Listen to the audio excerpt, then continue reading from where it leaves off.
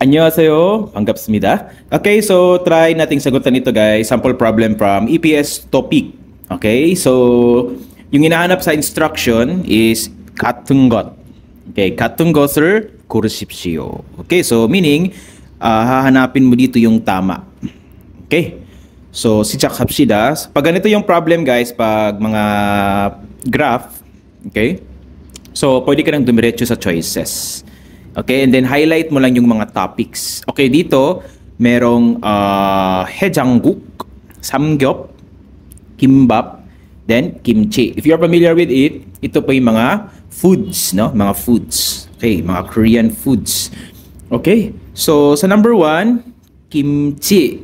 Okay, so 외국인들이 kimchi. Kimchi daw guys. Okay. Anong sinasabi niya tungkol kay kimchi? 제일 좋아합니다. So when you say 제일 guys, it means pinaka, no? Pinaka gusto, 좋아하다. So pinaka gusto na yung kimchi. Sino? Ng mga 외국인들, ng mga foreigners. Kimchi daw. So tingnan mo yung kimchi. 30%, no? 30%. So based sa graph, hindi siya yung pinakamalaki kasi yung samgyup yung pinakamalaki yung 40%. So mali na agad yung number 1. No? So, ito lang, kimchi, 제일 좋아합니다. So, if you say kimchi tapos 제일, so it means, pag may 제일 kasi usually, it indicates pinaka, no? Pinakamataas, or pinakamababa, depende sa context. Okay, next, 외국인들이 해장국. Okay, so, hangover soup. So, iniinom ito sa mga, kinakain pala guys, no? Kinakain ito kapag ikaw ay may hangover. Okay, so even though walang hangover guys, kinakain na dito. Favorito ng mga Pinoy, no? Favorito ng mga, especially ng mga first timer kasi parang malapit lang siya sa panlasa natin. Okay? So, 해장국. Okay, 해장국 별로 좋아하지 않습니다. Okay, so this one guys is very tricky kasi 좋아하지 않습니다. So, 좋아하다 means to like and 지 않다 means don't, no? Indicates negativity. So, 좋아하지 않습니다 means don't like. 별로, not that much. Okay, sa Tagalog guys, itong 별로, it just means gaano. So, if you say 별로 좋아하지 않습니다, it just means hindi gaanong gusto. Yung 해장국. So, it means siya yung pinakamaliit. No, hindi gaanong gusto. Okay? So, other words dito guys, siya yung pinakamaliit. Kasi hindi nga gaanong gusto ng mga foreigner. 외국인들, 외국인. Okay, 외국인. Meaning, foreigner. So, 10%. 10%입니다. 그래서 guys, number 2 yung magiging tamang sagot natin dito. But let's check muna sa 3 and 4, no? 삼겹살. Okay. 삼겹살 좋아하는 사람들이 많이 있죠. So maraming mga may gusto ng 삼겹살 guys. 저는 삼겹살 별로 좋아하지 않습니다. I don't like 삼겹살 guys. 근데 사람들이 삼겹살을 좋아해요.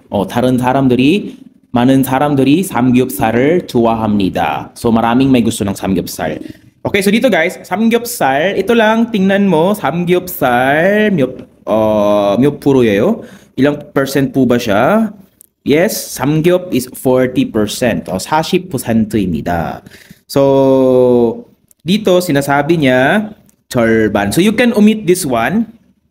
Ang importante lang naman dito guys is yung first at saka yung dulo, or yung topic at saka yung dulo. Okay? So, 삼겹살, 몇 프로예요? 네. 절반 사bi na dito, 절반. Okay, 절반. The word ban itself, guys, it just means half. And pag nasa graph po siya na presentation, it just means 50%입니다. Or 50%. Okay, 넘습니다. So, 넘다, to exceed. So, lumagpas daw ng half, ng 50% yung 삼겹살.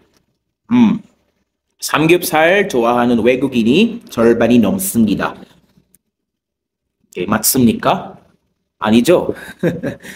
맞지 않습니다. It's not correct. Kasi nga, samgyeopsal is 40% lang. Hindi siya lumagpas ng 50%. 아닙니다. 4번 number 4.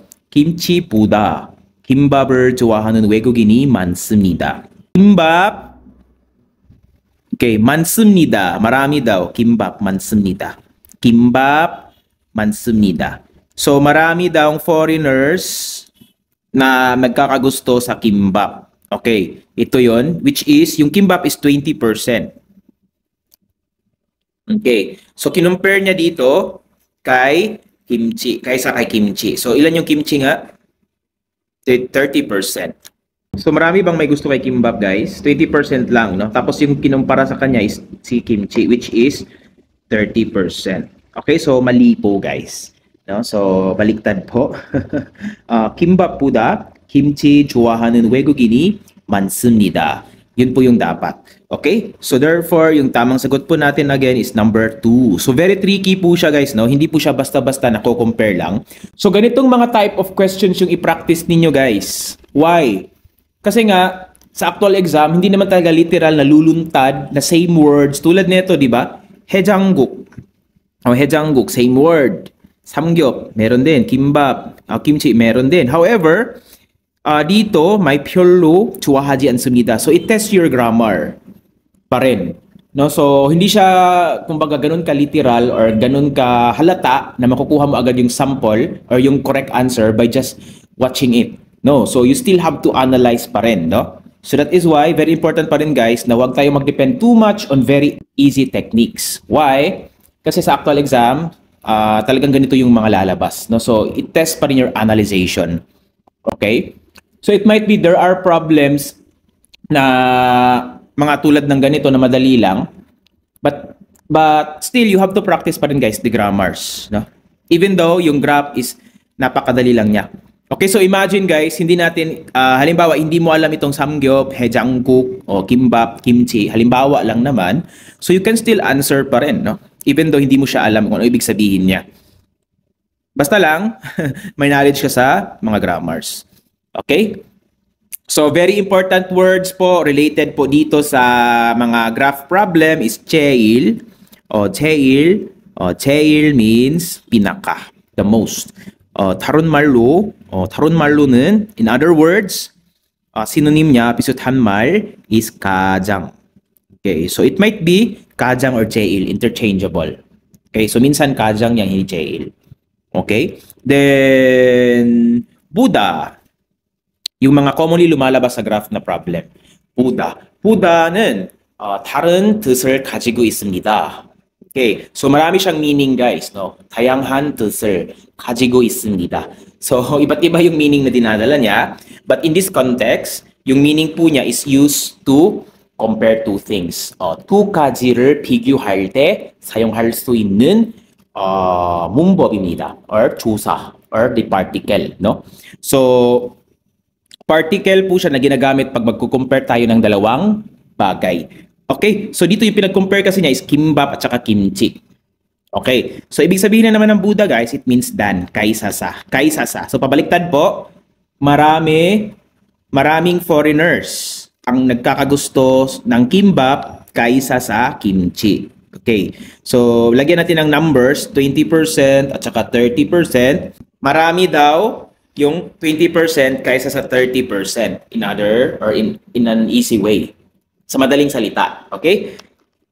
Buddha. So, take note niyo po yung mga words na madalas lumalabas sa graph. 그 다음에 절반. So, or just ban sometimes, no? It means half. Pag nasa graph po siya, guys, it usually represents 50%. Okay? 50%라는 의미를 가지고 있습니다. So, it takes the meaning of 50%. Okay? So far, yan muna, guys. So for today,